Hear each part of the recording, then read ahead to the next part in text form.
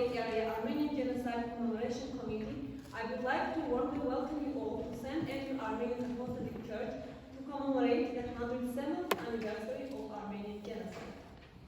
We are honored to have among us distinguished members of our community. Reverend Father Date Marutinyan, St. Andrew Armenian Church, Honorable Supervisor Josie Mityan, Honorable Mayor Elahi Montesereno, Honorable Vice Mayor Chao Cupertino, Honorable Vice Mayor Jones San Jose, Professor Taner Akçam, our keynote speaker, South Bay Area Armenian community leaders, ladies and gentlemen.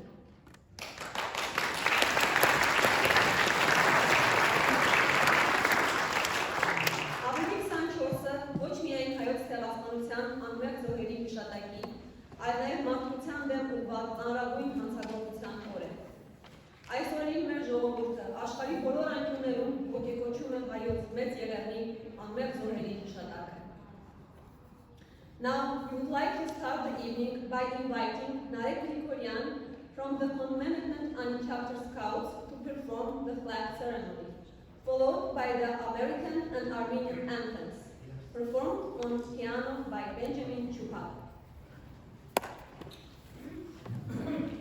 Please rise for the flag ceremony, the national anthems, and prelude.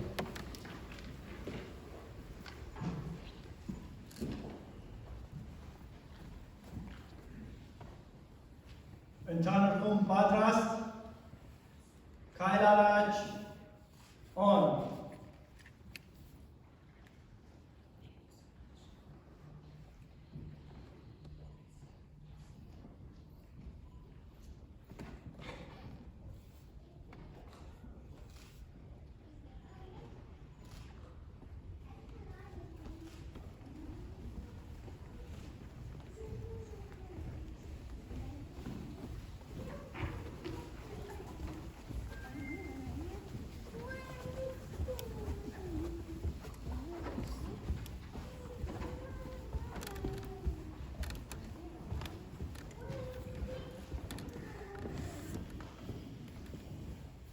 Gone. On. And time of home. Anchunsa tarts. Badvi har.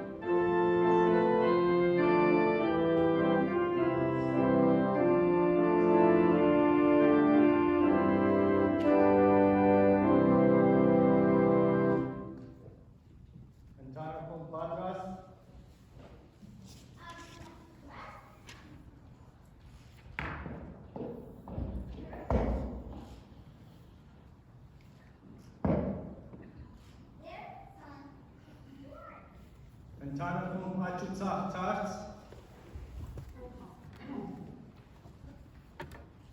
Քայլ առաջ, on.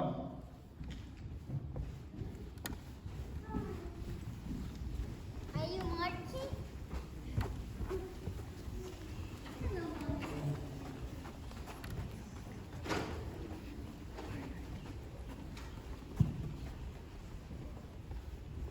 Thank you, Women and Scouts, for the flag ceremony, and thank you for continuing this class.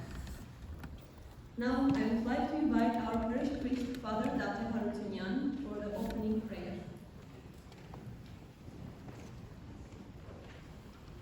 Անհոր եւ որդվո եւ ողջույն սրբո ամեն հայր մեր որ երգինս ես սուրբ եղեցի անունքո եկեսե արքայությունքո եղեցին գամքո որպես երգինս եւ երգրի ըստ հաց մեր հանապազոր դուր մեզ այսօր եւ թող մեզ սպարտիս մեր որպես եւ մեկ թողունք մերոց բարդաբանած եւ մի դանից մեզի փորձություն այլ պրգյազ մեզ չարե զիքոյ արքայություն և զորություն և հարկ հավիդյանս հավիդենից ամեն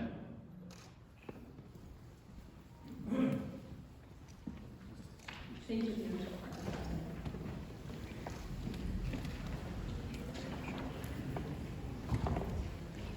Now, I would like to invite Armenian to introduce our first guest.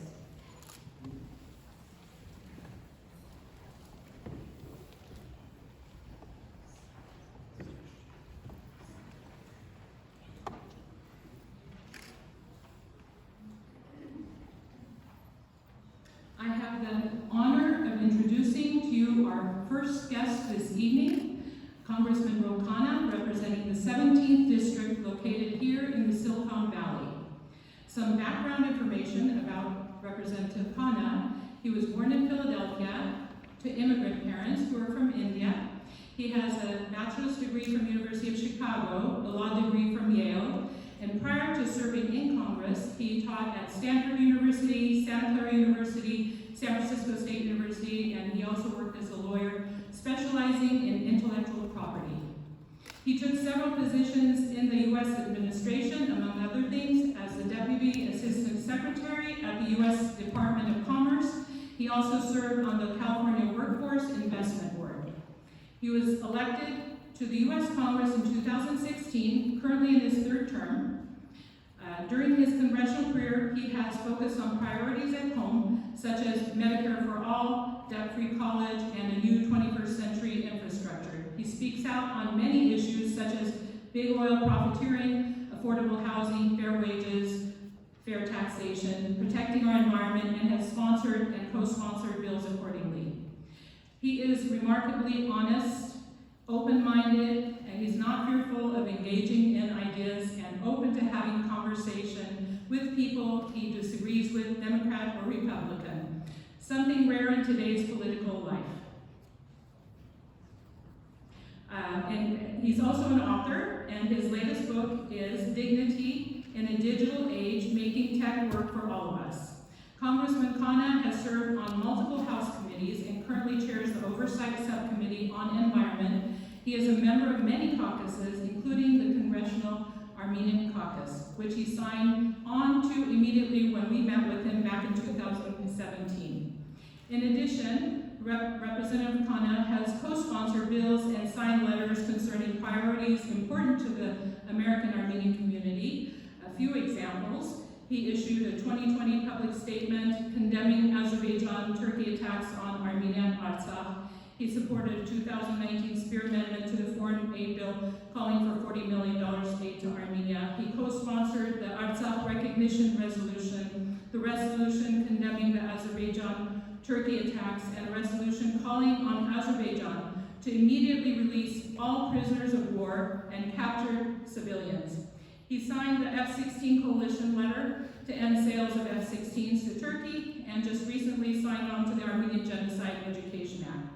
Congressman Khanna, on behalf of the Armenian community, we thank you, and we look forward to continuing to work with you. And please help me welcome Congressman Rokana, a rising star in the U.S.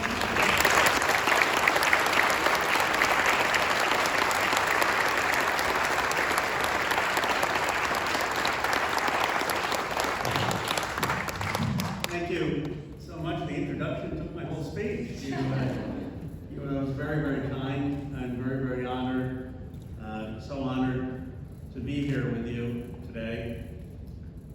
You know, I was telling a friend of mine, because I think I represent Silicon Valley, that we're actually a deeply holy spiritual place in the Bay Area. People don't realize that. And I was looking in my schedule tonight, having the honor to be with you, and then going afterwards to Ramadan celebrations, and it made me realize what a remarkable, wonderful place the Bay Area is. I mean, really, we take it for granted.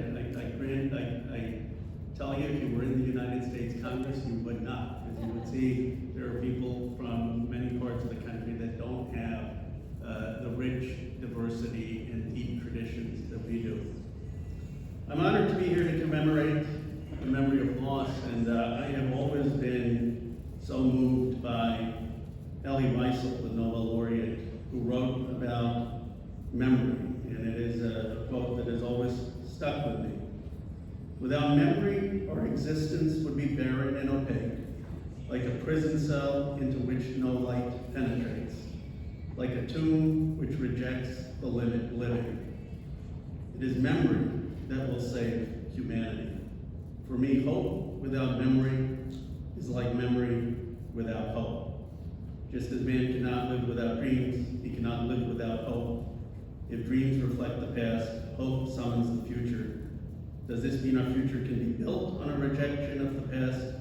Surely such a choice is not necessary. The two are not incompatible. The opposite of the past is not the future, but the absence of the future. The opposite of the future is not the past, but the absence of the past.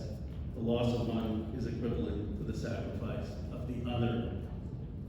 And I think at a time where we're seeing such barbarity today, in the 21st century, in Ukraine, if there were ever a time that the world needs to remember that this barbarity has happened before, it is now. And to learn from that, and to have today, thanks to our president, and frankly, largely a bipartisan Congress, the moral clarity to stand up against that, clearly, in calling right and wrong. So you're commemorating loss, combating denial, standing to promote justice, is not just about what happened years ago, but it is about the values that we need to have as a nation and a world headed into this new century. And I thank you for that. As that was mentioned, I was proud to be added to a co-sponsor of Representative Maloney's bill, the Armenian Genocide Education Act. Supervisor Smidian calls me if I'm not on any bill, I get a phone call.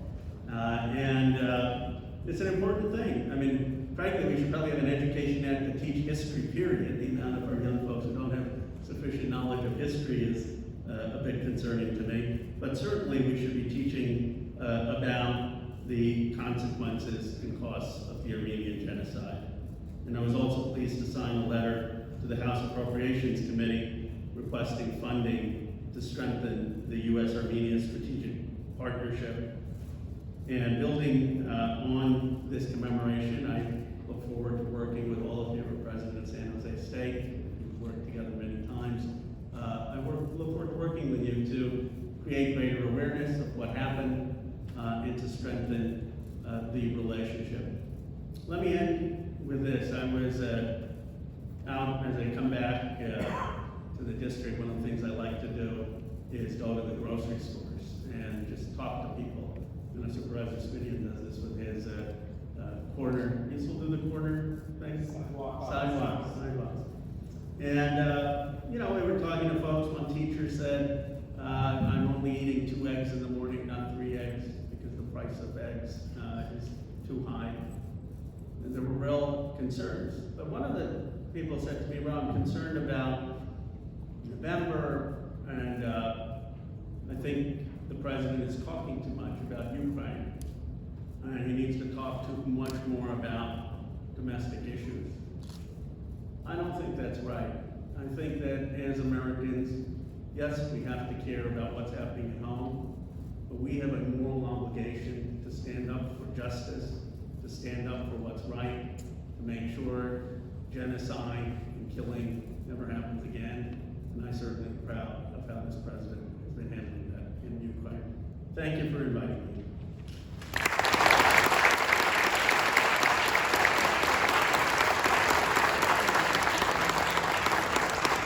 Thank you, Congressman Anna, for your valuable message.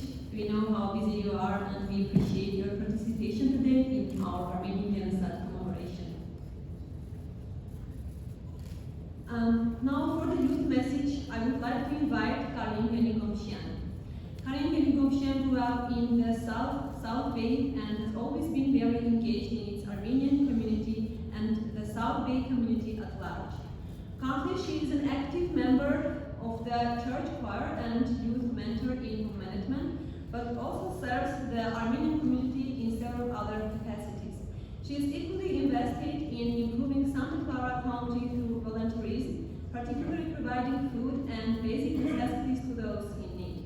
Karen has a master's degree in structural engineering from UC Berkeley and practices in the East Bay. Let's welcome together Karim Benigomshian.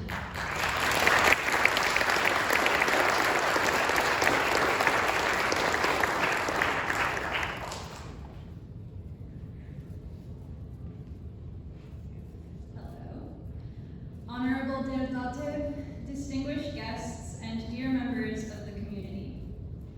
Thank you for gathering together to commemorate the 107th anniversary of the Armenian Genocide.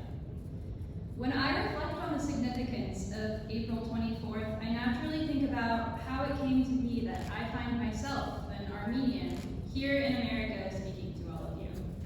And the answer is, of course, because a few generations ago, a sizable population of Armenians lost their lives to the genocide, and those who survived ended up in all corners of the world. Ultimately, my parents met in California, and so I am speaking to you today as an American Armenian. I also realize how fortunate I am to be living in safety and security, a century after the atrocities my ancestors and the martyrs and victims of the Armenian massacres endured, first during the Hamidian era at the end of the 19th century, then of course during the main years of the genocide from 1915 to 1923 under Ottoman rule, and thereafter during the early years of the Turkish Republic. I had heard about the genocide from my grandparents and had read about it in books, but I considered it a part of our sad history. It never occurred to me that I would be witnessing the continuation of those early crimes, namely the Azerbaijani aggression on the Armenians in Artsakh and the ongoing attempts to deny the sovereignty, the cultural identity, and of course the life of so many Armenians. Armenians not only living in Artsakh, but also in the strategically located border villages of Armenia proper. And so to me, April 24th is not simply a commemoration of a historic event. It is a reminder to continue our quest for justice so that unpunished crimes do not repeat, not just to Armenians, but to other nations as well. Last year, President Biden acknowledged and recognized the Armenian genocide on behalf of the US government, and we're grateful to the President for finally recognizing the Armenian genocide by calling it what it is. But he was also overly sensitive not to blame the current Turkish government, clearly because of US national interests. By avoiding criticism, the US genocide recognition announcement has identified the challenge of only correcting history, but not correlating it with justice. As it has been said many times, genocide unpunished enables future crimes, and recognition alone cannot be the end point. This standard has enabled other 20th century genocides such as Rwanda, Cambodia, and more. Turkey, of course, has never acknowledged the genocide, and its policy of oppression continues to this day. The actions of the Azerbaijani government and the current situation in Artsakh represent a continuation of that unpunished crime. Artsakh was attacked by Azerbaijan in late 2020. Armenia lost over 5,000 young defenders, had over 10,000 wounded, and 80%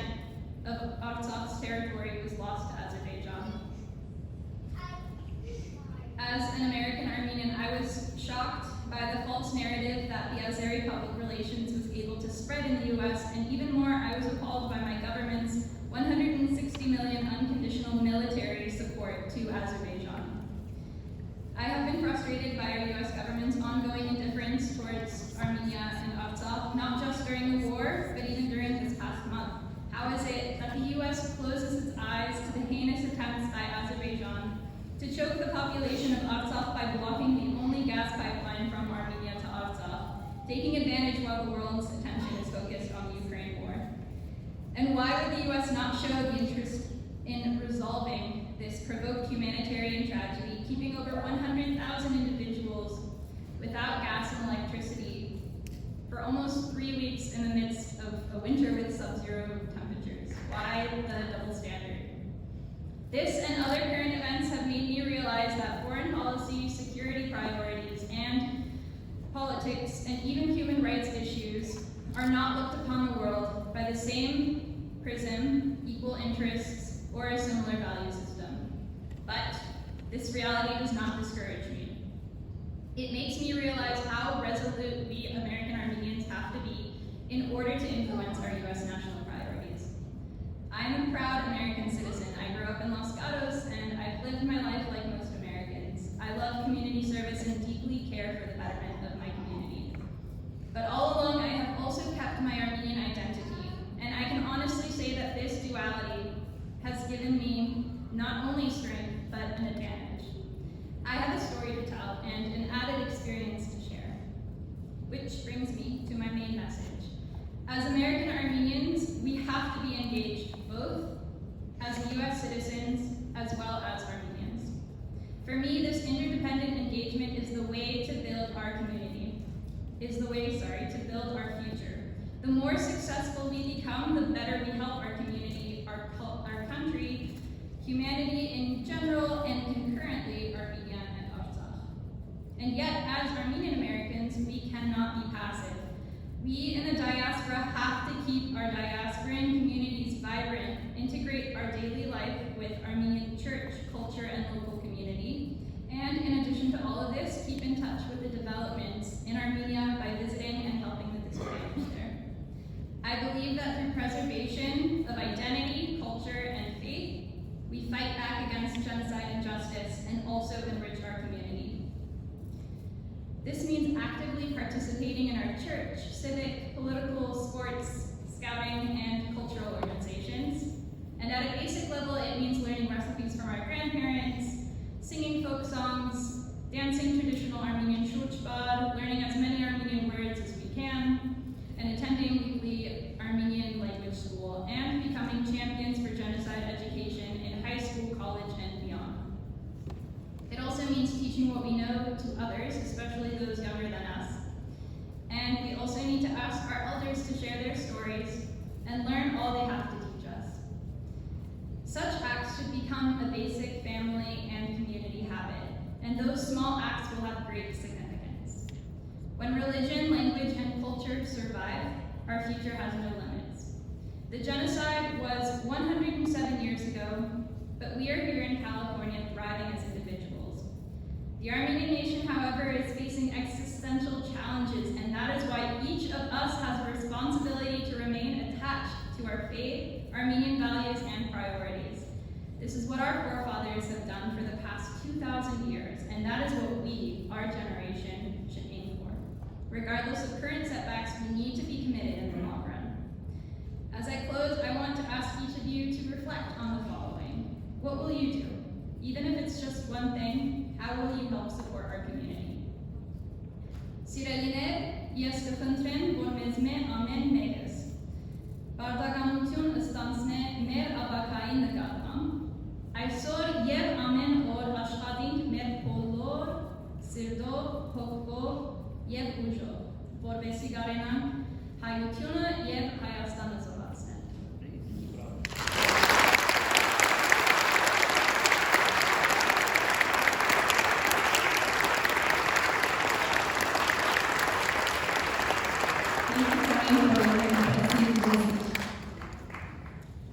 Next, I would like to invite Anahit Donoyan. Anahit is a teacher assistant at the Sunday School of St. Andrew Armenian Church and Irish Scout at Commandment Santa Clara Ani chapter.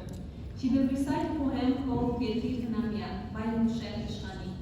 Moshe Ishani is an Armenian poet who orphaned during the genocide at the age of 2. He was raised in Beirut, Lebanon. Not having an opportunity to see his motherland, he could only imagine about it and see it in his dreams. His imaginations and Yerkir Nanya, or ancient land. Let's welcome together Anna Donoyan.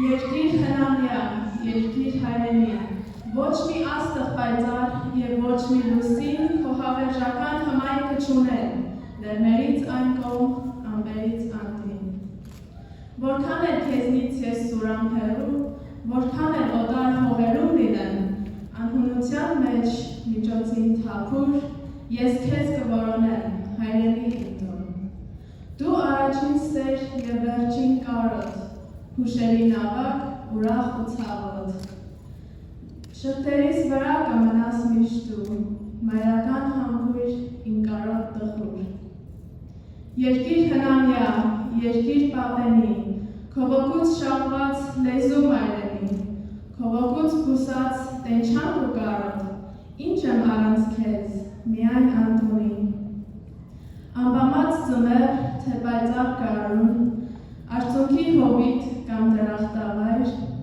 ես քեզ կտենչամ, ես քեզ կկանչեմ, ես քեզնով կապրեմ, հայրենի իմ տուն։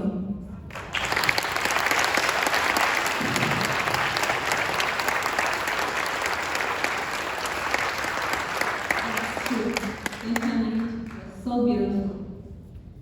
Next, I would like to invite Daniel Eustachian. Daniel is 11 years old young musician from the Bay Area who has already received 2 state honor awards from the Music Teacher Association of California and was also selected to perform at Unity Through Music State Convention.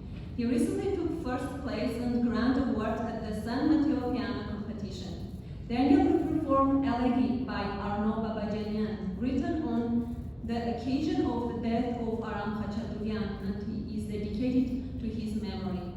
This piece is an arrangement of Kani Burjani, So Long As I Live, a song by Sayat Nova and rich with allusions to Armenian traditional music and folk music. Let's welcome together Daniel Eustachian.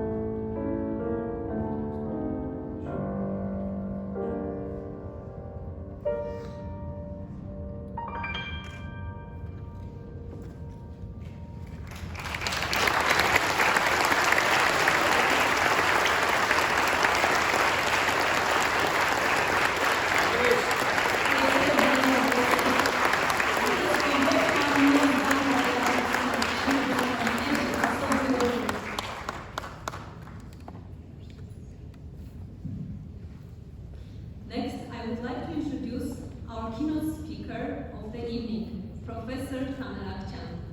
Taner Akçam is a distinguished historian and an expert on genocide.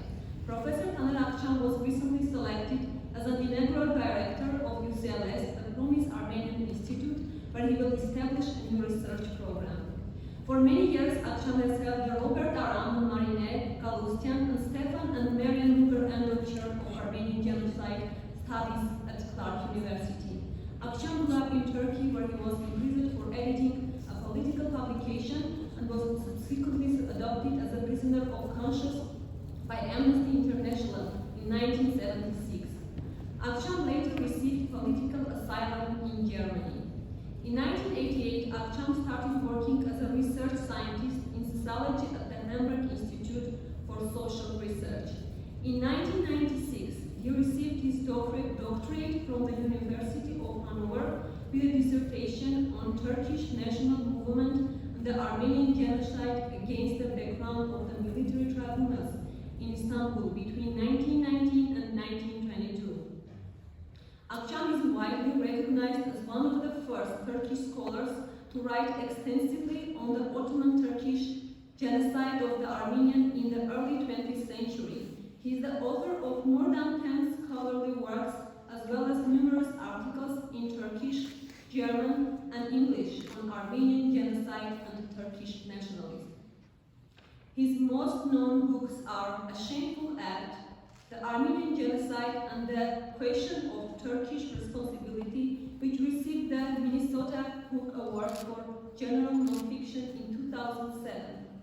Next book is Young Turks, Crime Against Humanity, The Armenian Genocide and Ethnic Cleansing in the Ottoman Empire, which awarded Hornibrook Prize for the Middle East Studies Association in 2013, and selected as one of the Foreign Affairs best books on the Middle East for 2012. Akçam's next book is Killing Orders, Talat Pasha's Telegrams and the Armenian Genocide, which Professor Akçam presented to our community here in 2019. More recently, Professor Akçam published in Turkish a book titled A Short History of Armenian Genocide. The Armenian community worldwide genuinely appreciate Professor Akçam's dedication and contribution to Armenian genocide research. At this time, we would like to warmly welcome Professor Taner Akçam.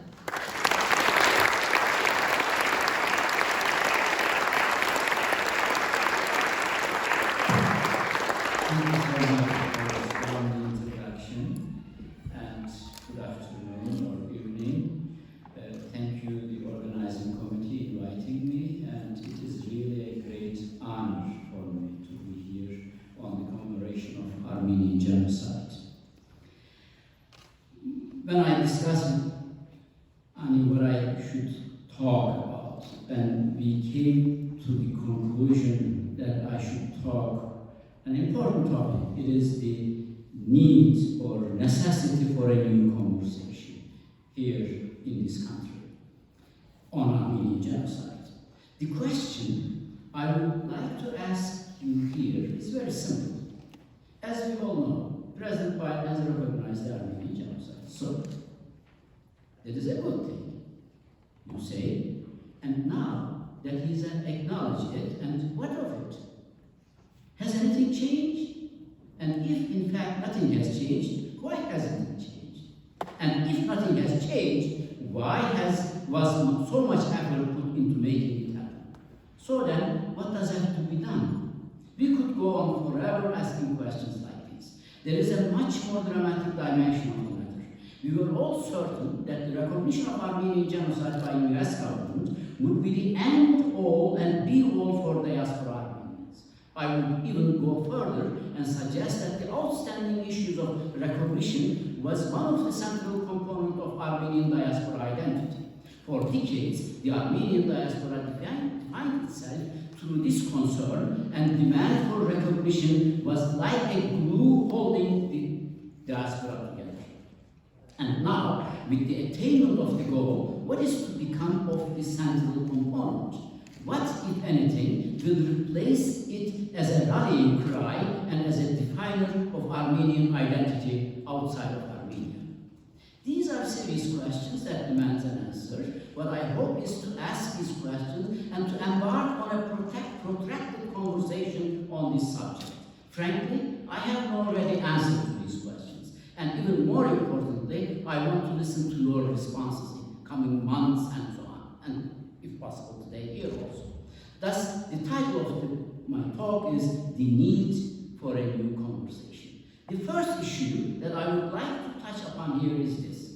The lack of any substantive change in the wake of Biden's recognition pushes us to ask ourselves, what exactly is the recognition? Is it just lip service, a low-cost political salve? Does it have any more weight than simply saying that, yes, something bad thing happened in 1915? If that is the case, then recognition can be likened to attending church services. We may sincerely repent of our sins on Sunday, but nevertheless go back to sinning on Mondays. But of course, things have to change. Individual sins are not the same thing as great historical crimes. Such practices cannot be allowed to continue if any semblance of civilized society is to survive.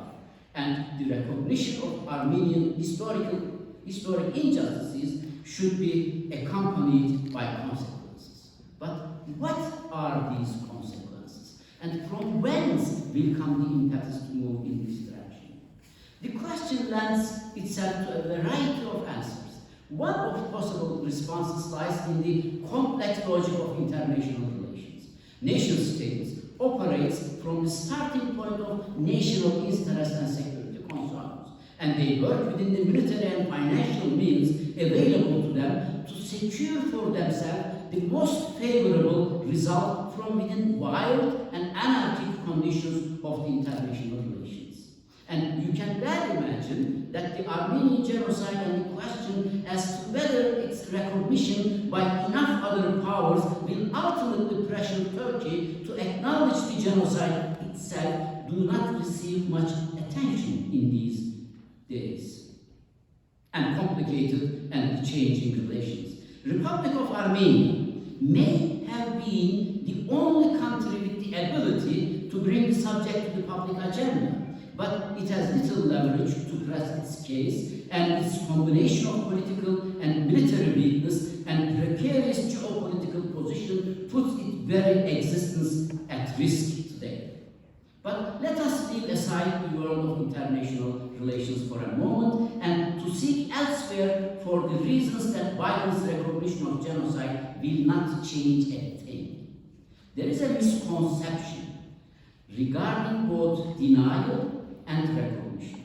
And we see this misconception manifest itself in international relations as well, one that I would refer to as temporal compartmentalization. By temporal compartmentalization, I mean a misperception in regard to genocide denial or in the acknowledgement of a historic wrongdoing. This misperception has two prongs. The first is that denial is often regarded as a mistaken but tolerable ideological attitude towards mass atrocities. Second, it assumes that confronting denial is about establishing a moral attitude towards a single crime that remains forgotten in the past in history. Any connection with the present itself effectively walled off. The logical consequence of this misperception is the tendency to place past and the present into different boxes and to ignore their interconnectedness. My argument is denial is not only about an ideological attitude towards the past, nor is the demand for recognition of historical crimes confined to a moral conviction regarding the past event that can be atoned for the true admission and repentance.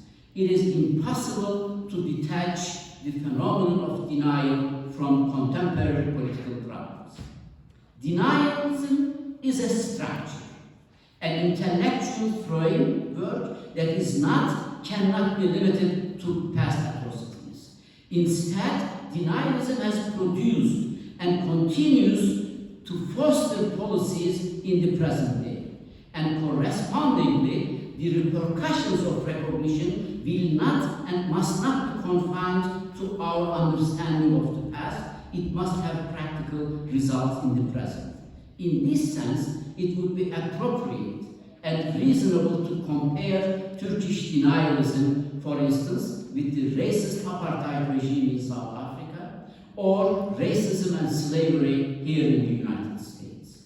The system, the mindset, and institution of apartheid and slavery were constructed upon racial differences. Denial of Armenian genocide has the similar rules. It was manufactured upon the discrimination and exclusion of ethnic religious minorities and considered the democratic demands of these groups, the Armenians, a national, even existential security threat that had to be eliminated. There is a strong connection between the current conditions of Kurds and other minorities, such as Alevites and Christians in Turkey, and the Armenian genocide. Today, although officially and legally recognized as fully citizens, the Kurds, Christians, and other minorities are prevented by unwritten laws in Turkey and of Turkish state and society from entering many careers. They have no expectation of attaining high positions in either the military or civil bureaucracy. It is very clear that by denying what happened in 1915, Turkey reproduces the institutions, social relations, and mindset that originally created the event of 1915. So denial is not simply a defense of an old regime of the Ottoman Empire. Denial also fuels the politique of continuing aggression both inside against the ethnic religious minorities and democratic opposition and outside against neighboring of Turkey. There is a strong interconnectedness between denial of the past atrocities and the policies of Turkish government in Syria and violence against neighboring states and the war between Azerbaijan and Armenia and Turkish position in that war. You cannot separate these from each other. So this brings me to my next point. Before and even after Biden's recognition of the Armenian genocide, the opinion was widely accepted that while resisting denial and the acknowledgement of a historic crime might be a meaningful and positive moral stance, we must nevertheless be realistic and prioritize the more crucial and compelling security and national interest of contemporary states. Accordingly, it has often been and still taught that in situations where the recognition of historic crimes in conflict with the national interest and security of the day, it is meaningless and nonsensical to maintain the demand for recognition because the event in question has gone past. The argument juxtaposes national interest to morality as two mutually exclusive positions. Despite this recognition of genocide, Biden's political approach has not changed in any way and remains directed toward the logic of maintaining good relations with Turkey. The logic goes some things like that. We recognize the genocide, but this is a matter for the past. In foreign policy, we must continue to follow, of course, in the line with American national interests.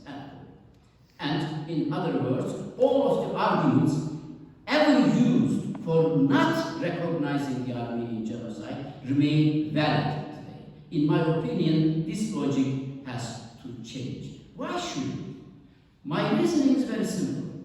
Both internal development in Turkey and those things experienced in Syria and in the war between Azerbaijan and Armenia during the recent developed war, there is a strong connection between security, democracy, and facing up the history in the Caucasus and in the Middle East.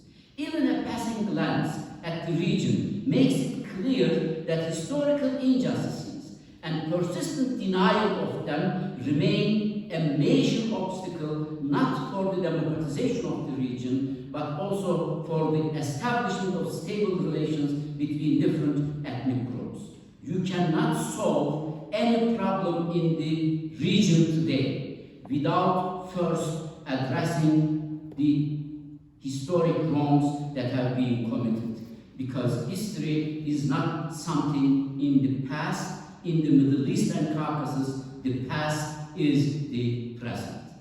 I would argue that we must seize the senseless distinction and compartmentalization between the recognition of 1915 and contemporary reality.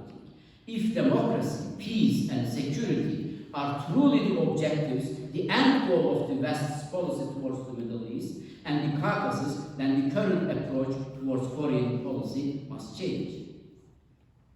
Yet, if we are realistic, we will be forced to admit that due to the core logic of international relations, it will not be possible to quickly free ourselves of this compartmentalization. Realpolitik will follow this compartmentalization, as the current conflict between Russia and Ukraine has highlighted. As the war has shown, Turkey is a country that is both a regional power and perceived as source of advantage to the great power. This is well confirmed by the current situation. Turkey is indirectly supporting the Ukraine by selling highly effective drones. But at the same time, Turkey has and wishes to maintain a very good relation with Russia, and for this purpose, it is violating the Western imposed embargo of Russia.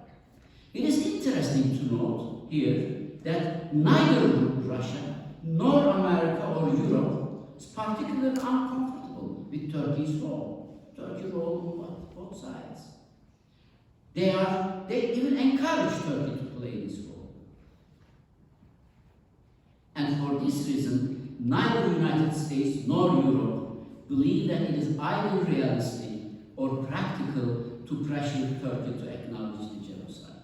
In this sense, at least, it wouldn't be inaccurate to conclude that the genocide recognition has now come to the end of its journey. Certainly, it is significant that more than 30 countries, including the United States, have now recognized the event of 1915 genocide, and this has indeed been a psychological and moral victory for all of us and especially for Armenians. But we have to admit that aside from the act of recognition itself, it has not produced much, if anything, in the way of meaningful real-world effect. So, the need for a new conversation. This is my appell. At this moment, the question of what now becomes important. 2 points that I would like to mention. That number one, recognition politics have now largely come to an end.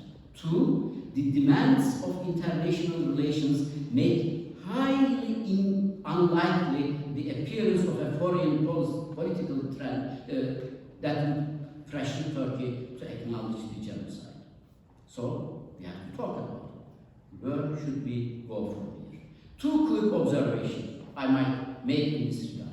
The first is that it is now necessary to replace politique of recognition with the politique of attaining justice, reparation.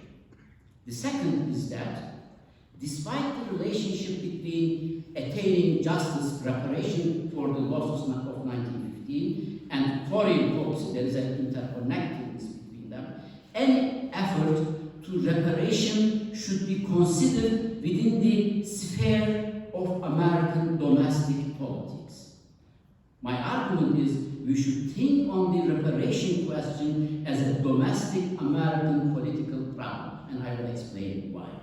In this sense, the recent recognition of Biden administration might be a meaningful and significant effort. It should be pointed out that the American recognition of the genocide does not resemble that of those countries that have preceded it. while other countries' recognition has been largely possessing symbolic value, the official recognition by the United States technically does not. United States recognition can offer possibility of attaining certain level of justice in the way of reparation and recompense. American law allows its citizens to sue foreign countries and companies or institutions for damage and compensation. The significant point here is this. While it is customary in international law for states to have a legal immunity that keeps them beyond the jurisdiction of other countries' courts, the United States is also bound to international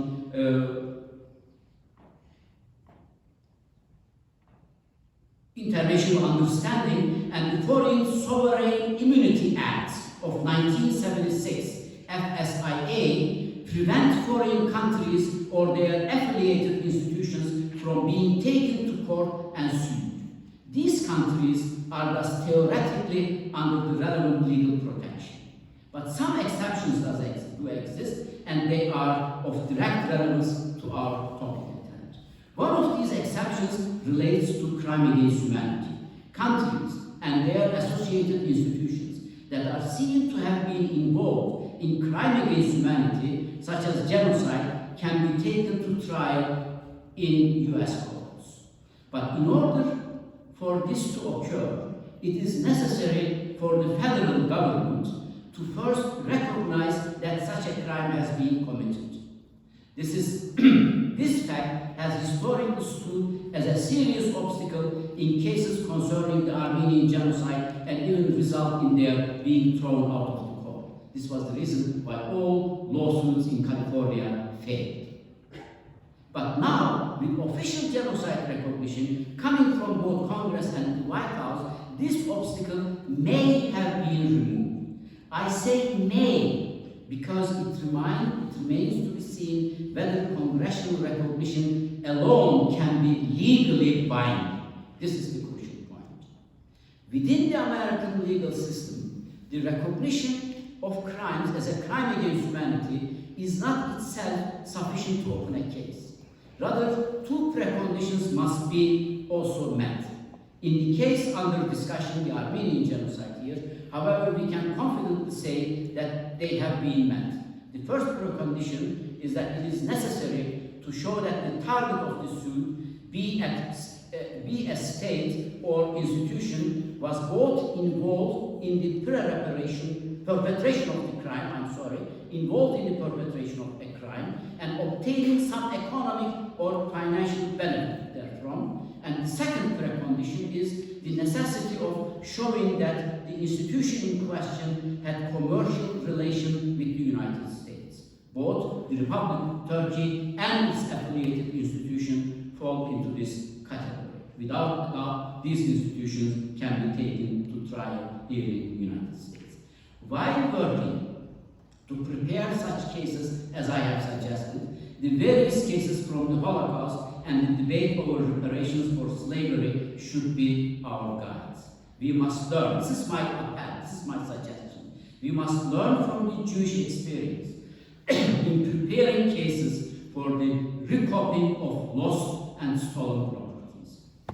I would suggest the examples of organizations such as Klein Conference that the Jews established in 1952 were around 24 Jewish organizations who were fighting with each other, came together to ask reparation from Germany.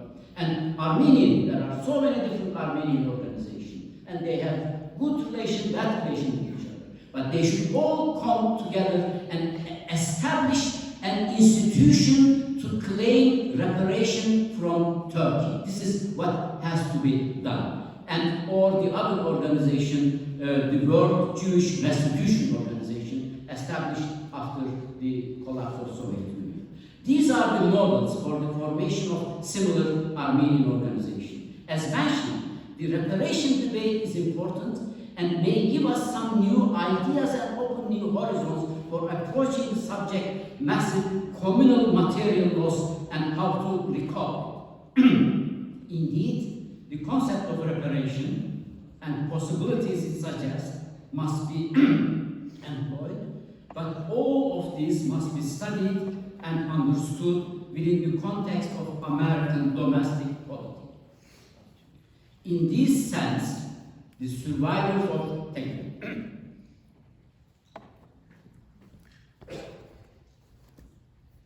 So we should consider the reparation question as a domestic American political problem, and the concept of reparation and possibilities it suggests must be employed, but really it should be considered within the context of domestic policy. In this sense, the survivors of Armenian genocide must, I believe, reconceive of themselves against the background of slavery and Native American experiences in this country. Of course, the reparation, the attaining of justice, will take many paths and not be limited to that of litigation, nor is there any guarantee of success. What is certain is that the path to litigation will be long and with a great many legal and political obstacles.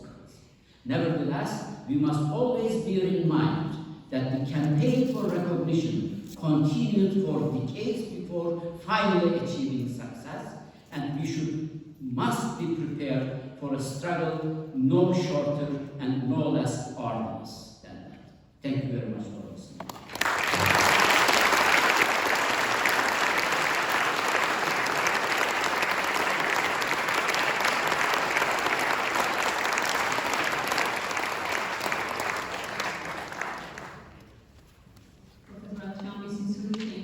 For being here and for your remarkable message. Thank you. Now I would like to invite Pardi Minasyan. Pardi is an Armenian Syrian classical composer and guitarist residing in Los Angeles. Pardi's father's passion was collecting information from the survivors of the Armenian genocide who lived in Syria. Among the gathered materials there were even folk songs.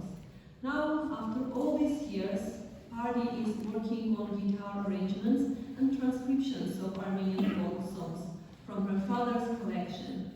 As composer and guitarist, Pardi has participated in several local and international festivals and concerts.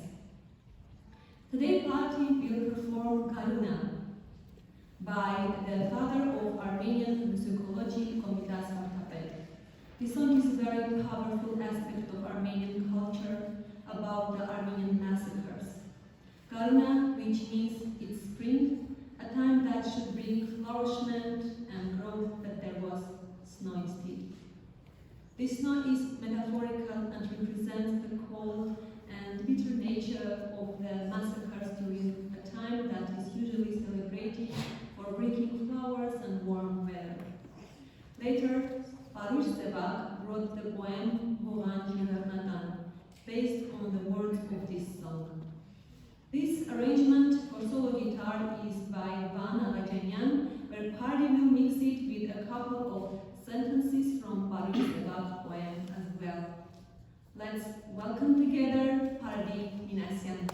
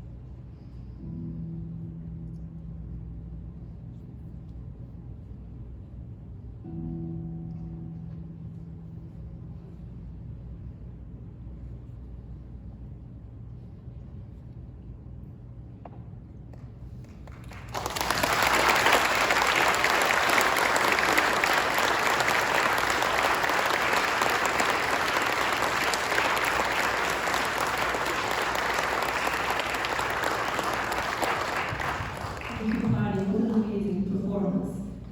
Shout out, Betsy.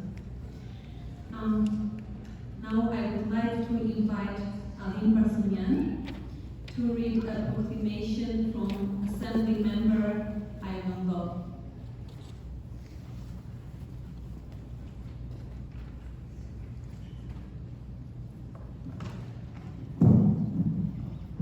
It reads as follows. Presented to St. Andrew Armenian Church, in recognition of the Armenian Genocide Commemoration. We honor and we bring visibility to members of the Armenian community. On this day, we remember the many lives that we lost, and we honor our heroes that were affected by the mass destruction of the Armenian Genocide. On behalf of the state of California, I commend St. Andrew Armenian Church, the Armenian National Committee of America Silicon Valley, and other local organizations in our community for your dedicated efforts in continuously advocating for the uplifting of the voices of the Armenian people. Signed on April 23rd, 2022 by Assembly Member Evan Lowe of the 28th District in San Jose, Silicon Valley.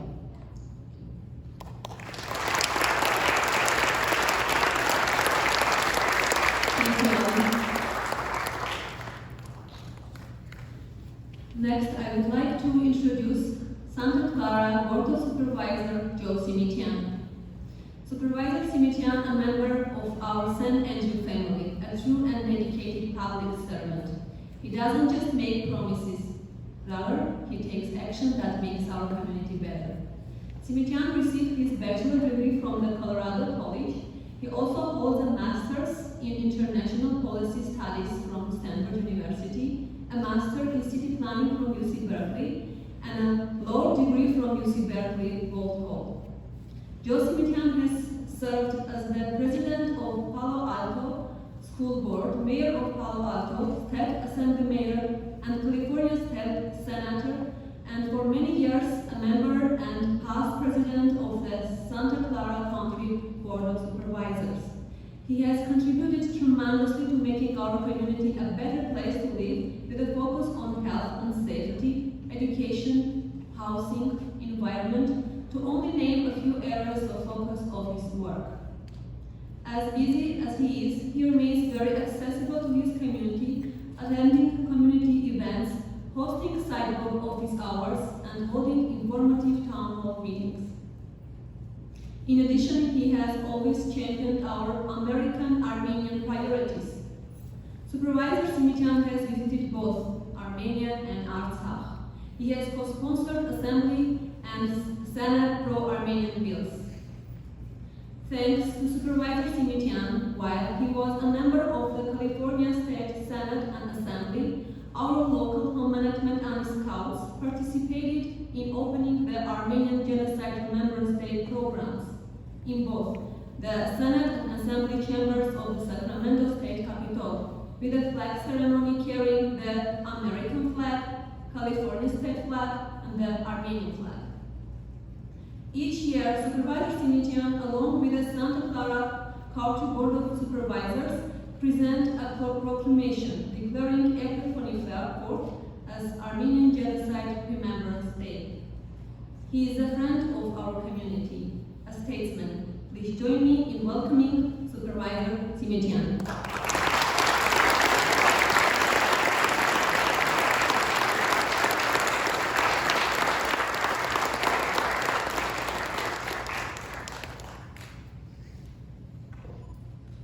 Thank you, Kumar. Very kind.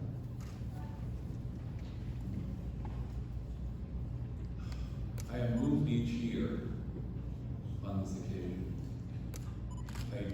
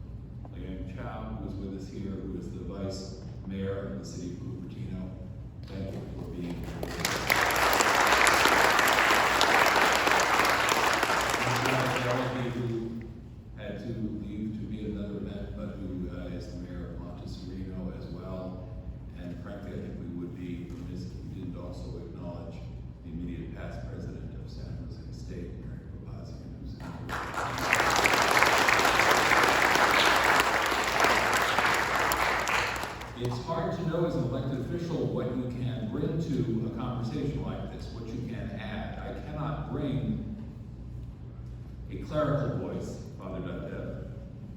I cannot bring a scholarly voice, Professor. Corinne, I cannot presume to speak for the generation that follows, but I was struck by the professor's suggestion that it's time for a new conversation, because indeed it is. Many of us in this room are awfully tired after 107 years of the same conversations. So it was really a great pleasure earlier this week at our Santa Clara County Board of Supervisors, where all 5 supervisors once again voted in favor of a resolution acknowledging, commemorating the genocide. When I presented that commendation to Marine Bagdasarian from ANC, to be able to say it was the first time in my lifetime, after 25 years of presentations at the County Board of Supervisors and at the State Assembly in Sacramento, and on the floor of the State Senate with our friends, our young friends from the Home Minute. It was the first time I could bring the resolution forward and say, this is consistent with the official position of the United States of America as articulated by the President of the United States and the Congress of the United States. And yes, Professor, that means it's time for a new conversation. So, forgive me, friends, I'm going to take the professor's invitation quite seriously and quite literally and try and begin that conversation tonight. When I was here a year ago, it was literally the day after the president's announcement, and we were filled with joy.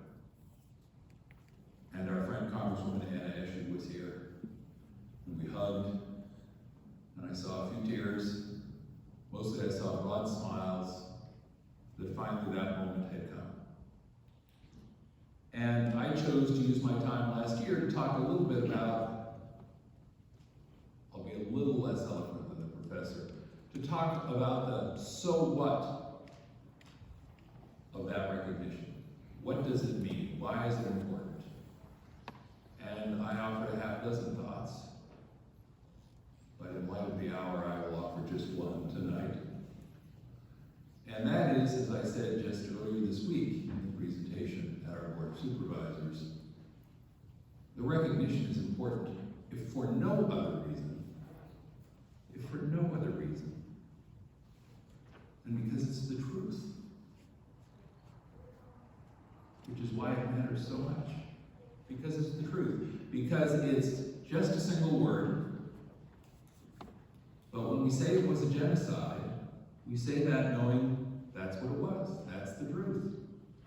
And any other word is at best, and we've heard them all, every word except. Every other word is at best a half-truth, maybe a near truth, more likely an untruth. If we want to be a little less polite, we could just say it was a lie. So to use the word genocide is important if only because it's the truth. And I think that matters. I think it matters, Professor. I have been trapped, you see. I think it matters, Professor, because the truth, to use a phrase of yours, is the necessary precondition to healing and hope, to reconciliation. Now, Corinne, where are you? Here. There was some understandable anger in your voice. It is the anger born of 107 years of denial. And yet, and by the way, I'm now your county supervisor as a result of redistricting, I want you to know. And yet, shouldn't that anger be tempered by a spirit of reconciliation? as hard as that is for each of us to find in our hearts. I have visited with government officials from Turkey who have denied the genocide. I have visited the president of Azerbaijan, and by the way, was subsequently declared persona non grata. I am never again allowed to set foot on Azerbaijani soil. That's another story for another time. But whatever those two governments have done, whatever it is they deny, I want to be very clear, I have no hate in my heart for the people of those nations.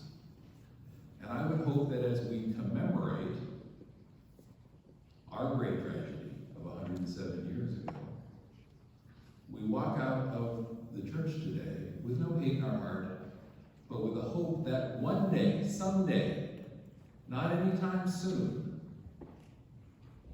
we will find the opportunity for reconciliation. Some of you have heard the phrase, truth and reconciliation. Well, the word truth, Professor, is the first word in truth and reconciliation. It is the necessary precondition to ever finding common cause. I think the truth is important because it's what we expect of any decent person. It's what we certainly expect of our friends and our family. It's what we expect in the way of values with our young women and men. It's what we finally have put forward as a national value in the president's voice. But the truth is important, as I say, because we're never going to get to a better place as a people and as fellow residents of the planet Earth unless we find that path. As Tamar said, year after year after year, I introduced much the same resolution on the floor of the California State Legislature. And I will tell you, year after year after year, someone from the Turkish American community was on the scene to oppose the resolution and to say that we should not adopt such a hate-filled document.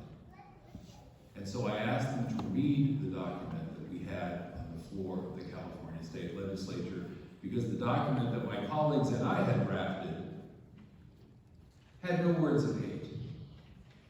We had only that hope in our hearts that one day we would get to a better place where a word like genocide was an anachronism, had no meaning, had no place.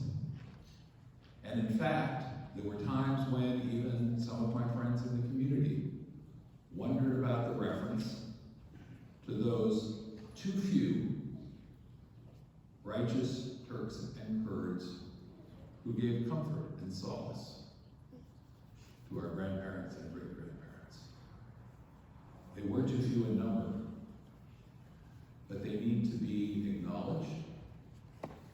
They need to be lifted up. We need to ask ourselves if one day we can multiply their number by having this new conversation.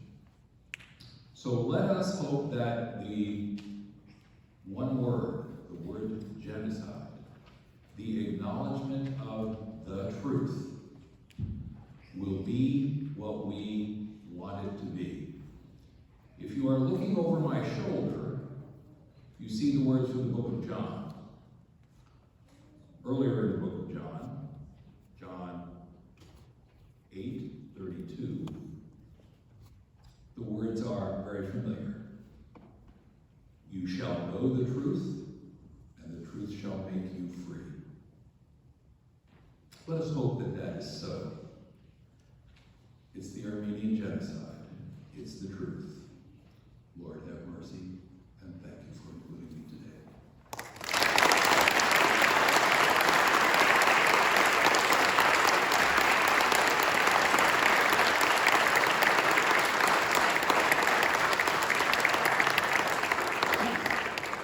Thank you, Supervisor Simitian, for your ongoing support and remarkable message, and for lifting up for the microphone for me as well. Now I would like to invite Lore Panosian and Ala Petrosian. Dr. Lore Panosian Petrosian is a singer in both the jazz and classical tradition. When she is not on stage, Lori works as a doctor specializing in neurology and sleep medicine. She is an active member of our community, teaching the ARS, Armenian School in Walnut Creek, and doing medical charity work with the Armenian Healthcare Association of Bay Area. Lori lives in Berkeley with her family. Alla Petrosian started her musical education at age 7, but she did not complete the traditional 7-year program. It was cut short by the earthquake. She currently teaches academic English at Mission College and San Jose Community College. Moreover, she teaches technical writing in the engineering department at San Jose State University. Lori and Alla will perform 2 beautiful songs. First song is Kilikia, Ketvortatsuin Dernerbuso. Kilikia is an Armenian folk song about the kingdom of Kilikia. The lyrics were written by Naha Petrosian. And the next song is Hayotkovik, a song about nostalgia to our homeland trees. Please join me in welcoming Lori and Alla.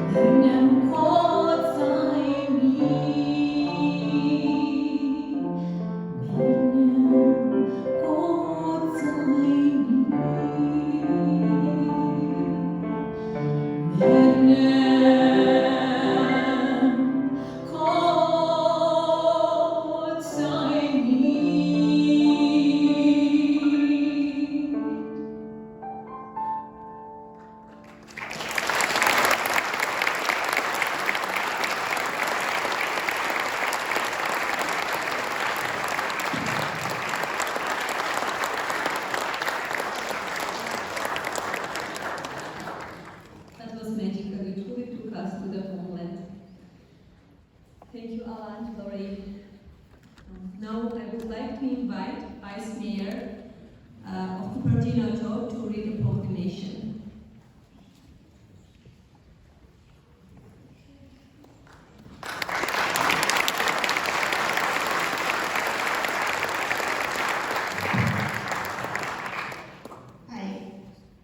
It's my honor to present this certificate of appreciation on behalf of the Cupertino City Council.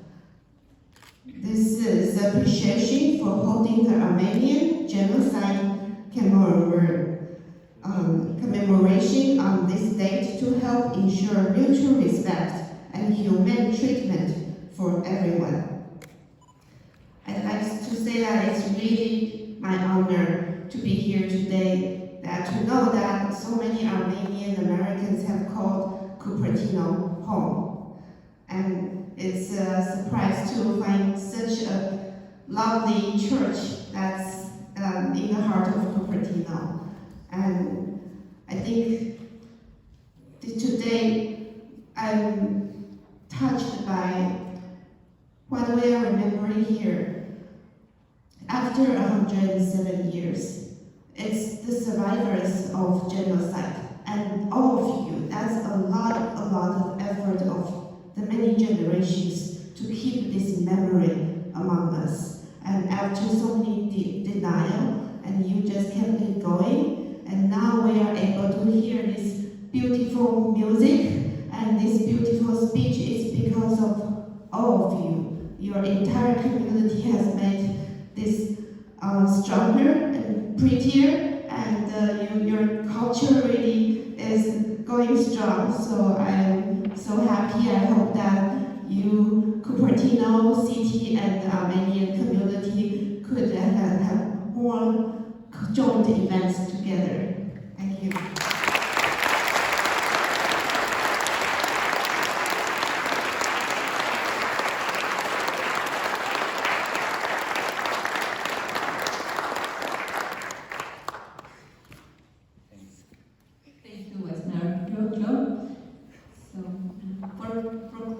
For closing remark, I would like to invite Grigor Tikhonyan, the chairman of the South Bay Armenian Genocide Commemoration Organizing Committee in charge of today's event.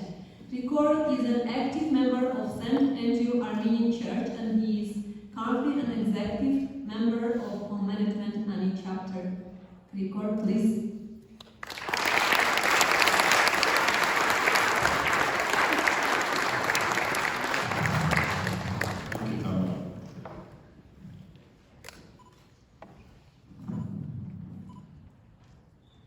Reverend Father Dr. Armenian, honorary government officials, respectful Bay Area organization leaders, ladies and gentlemen, greetings. On behalf of South Bay Area Armenian Commemoration Committee, we extend our heartfelt thank you for attending tonight's 107th anniversary commemoration of the Armenian Genocide. We are honored to have you here and commend for your continuous support. I would like to take this opportunity and thank our keynote speaker, Professor Dr. Akçam, for contributing his valuable message. His continued research and sharing facts about the Armenian genocide is tremendous. Thank you.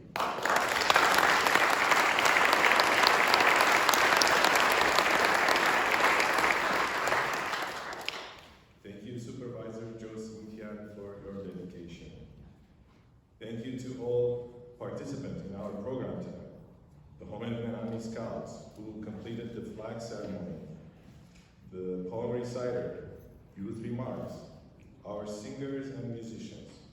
Additionally, I'd like to recognize the exceptional effort of the South Bay Commemoration Committee members for their dedication and made this event happen.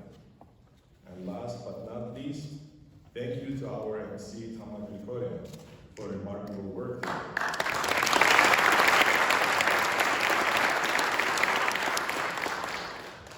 Ladies and gentlemen, as Armenians, we should never give up. We must speak up against injustice, and we should demand the rights for our ancestors.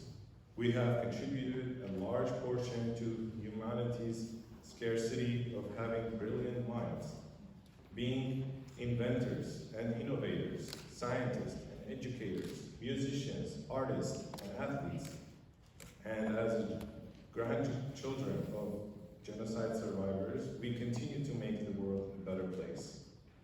Finally, my message to our youth: you are our strength, our hope, and our future. Always value your existence and cherish your Armenian roots. Just like the generation before you, you can succeed and excel in anything you put your mind to. Remember, the sky is your limit. We are passing the torch to you to carry our ancestors' heavy mission. Embrace it and bring justice. We are resilient, and God willing, we will prevail. Սիրելի քույրեր եւ եղբայրներ, մեր պատմությունը քադերակիր մեջ իբրեց։ Այդ պատմության մեջ տերասաններ չփարցան, այլ իրականություն մներ, որ պատահեցավ մեր հայ նահատակներով։ Արդ անոնց զոհվեցան, որ մենք ապրենք եւ ամուր կապվենք մեր հավատքին եւ տաղանանք։ 19-20 տարեկան հայ զինվորները զոհվեցան հանուն մեր հայրենիքի պաշտպանության, որպեսզի մենք իրենց վրեժը լուծենք եւ մեր արդար իրավունքները իրականացնենք։ Մենք պետք է պայքարենք այնքան ժամանակ, մինչև թուրքը ստիպված է ընդունի իր ոճիրը։ Այս է եւ պիտի մնա ամեն մեկ հայու սրբազան պարտականությունը։ Նաեւ մենք պետք է որ դառնանք անսասանելի մեկ ուժ, զարգանանք եւ զարգացնենք մեր նոր սերունդը, փարսանանք եւ փարսացնենք զիրան, միասնապար ամրապնդենք Հայաստան, Արցախ եւ Սփյուռք երամիասնությունը, անուն համահայկական նպատակներու իրականացման, անուն մեր միացյալ ազատ անկախ հայրենիքի ապակային, այս է եւ միակ ձևը պիտի մնա մեր քուրավոր նահատակներու հիշադակը անման պահելը։ Գեցե մեր հայրենիքը, գեցե մեր Արցախը, գեցե դուք եւ գեցե Հայաստան։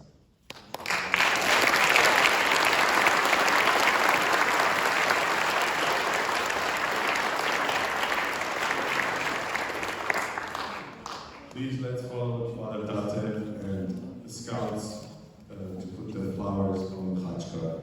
you again for